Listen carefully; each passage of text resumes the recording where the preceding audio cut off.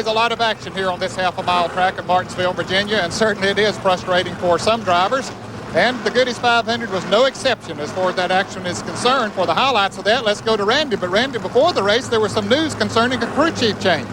Well, Ned, there have been a couple of crew chief changes over the past couple of weeks in Winston Cup racing. Of course, Sandy Jones has joined the Quaker State Buick team, driver Brett Bodine, and that has proven out to be a good combination already as Brett is qualified on the outside of the front row here at Martinsville. Of course, Mark Martin won the third straight pole position here at Martinsville. Another crew chief that made a change here heading into Martinsville was Doug Williams. Doug, you left the 66 team with Cale Yarborough. You came over here to help out Derek Cope. Good opportunity for you. Yes, Randy, it's a good career move, a good career opportunity. Not that I didn't have a lot of fun, a lot of good hopes and wishes over with the 66, but sometimes you just got to move on. And right now we're coming over with the Pearl Letter Chevrolet, hoping we can start winning races and hopefully go after championship next year. Well, I'm sure you guys will be a good combination as well. Thanks a lot, Doug. Thank you, Randy. In other news learned after the Goody's 500, Lake Speed was released as driver of the Phillips 66 Pontiacs owned by Cale Yarborough. Replacing Speed in the remaining 5 Winston Cup races is Busch Grand National rookie contender Jeff Gordon. It was also learned that veteran Busch Grand National driver Jimmy Hensley will replace Dick Trickle as pilot of the Team 3 Pontiacs in the Holly Farms 400. Today's Winston Cup highlights are brought to you by Ford and your Ford dealer. Have you driven a Ford lately? Mark Martin was able to lead the first few laps from his pole position, but the Unocal bonus of $136,000 and change seemed safe as he started to slide back in the field right off the bat. Brett Bodine, after starting on the outside of the front row with Mark, led the field up 32 for the first time when he took the spot from points contender Ricky Rudd on lap 16 of the 500. Alan Kowicki was also an early contender when he blew by Brett just 10 laps later to take the lead. But then the yellows began to fly. The second of 15 cautions came when Chad Little and Bill Elliott crashed in turn 4.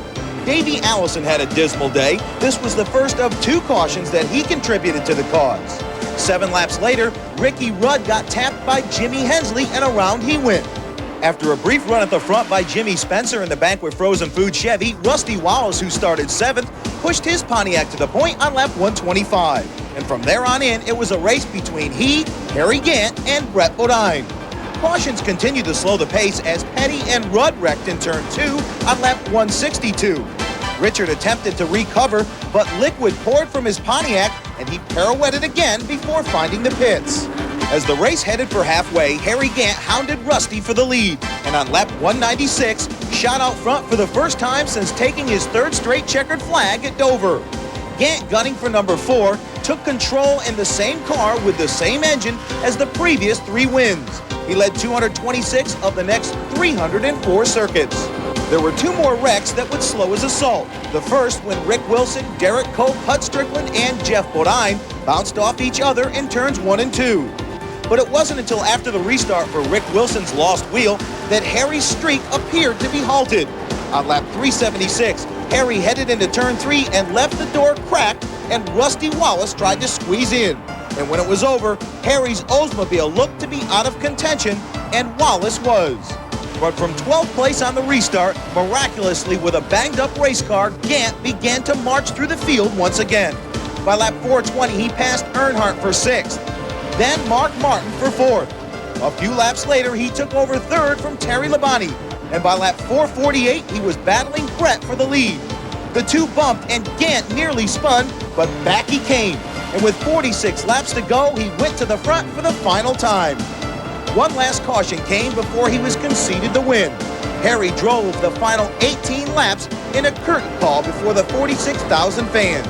And when the checkered flag fell, they were all left wondering, what about win number 5? Yeah, everybody's taking a shot at me there. It's easy to run under somebody and turn them around. I think I paced everybody clean today. I don't think I put a mark on anybody's car from the right-hand side. They ought to know that man leading the race, he's going to come to the bottom of the racetrack. He's his groove. He's the leader. He's not going to run up a racetrack and let somebody drive by, and everybody can duck under you like that and turn you around, but I just kept cool, and I figured, well, I'll pace him back in a minute, and so I did there and paced him clean, never touched him. So that's what it's all about.